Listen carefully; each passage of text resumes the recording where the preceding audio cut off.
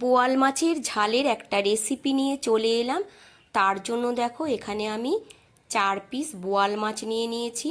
এবার মাছের মধ্যে দিয়ে দেব পরিমাণ মতো লবণ আর হলুদ, দিয়ে খুব ভালো করে মাখিয়ে নিতে হবে। এদিকে কড়াইতে সাদা তেল গরম করে নিয়ে মাছগুলো ভেজে নিতে হবে। যেহেতু বোয়াল মাছ খুব ফোটে, তার জন্য আমি দেখো ঢাকা দিয়ে দিয়ে মাছগুলো ভেজে নিচ্ছি। তোমাদের আর পুরোটা দেখাতে পারছি না। সব মাছগুলো এইভাবে ভেজে তুলে নিতে হবে। সব মাছ ভাজা হয়ে গেছে, এখন তুলে নিচ্ছি। এবার আমি কড়াইতে দিয়ে দিলাম সর্ষের তেল। তেলটা গরম করে নিয়ে দিয়ে দেব রেডি করে রাখা মশলা। সব মশলাগুলো দিয়ে ভালো করে কষিয়ে নিতে হবে।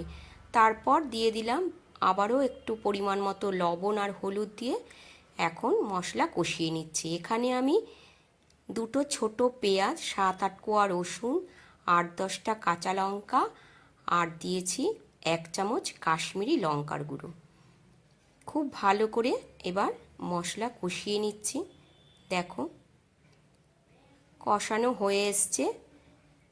এখন দিয়ে দেব পরিমাণ মতো জল। খুব একটা বেশি জল দেব না, যেহেতু মাছটা একদম মাখা মাখা হবে, তার জন্য আমি অল্প করে জল দিয়ে দিলাম। এবার ঝোলটা ভালো করে ফুটে গেলেই দিয়ে দেব মাছ। মাছগুলো সব দিয়ে গ্যাসের ফ্লেম একদম কমিয়ে দেব, দিয়ে বেশ কিছুক্ষণ এইভাবে ঝোলটা ফুটিয়ে নেব, যাতে মাছের মধ্যে ভালো করে মশলাটা ঢুকে যায়। দেখো অনেকক্ষণ ফুটিয়ে নিয়েছি, একদম মাখা মাখা হয়ে গেছে।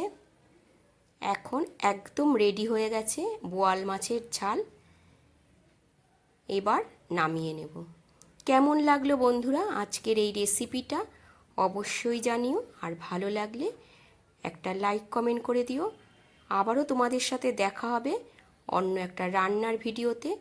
ততক্ষণের জন্য তোমরা ভালো থেকো, সুস্থ থেকো। টাটা বন্ধুরা।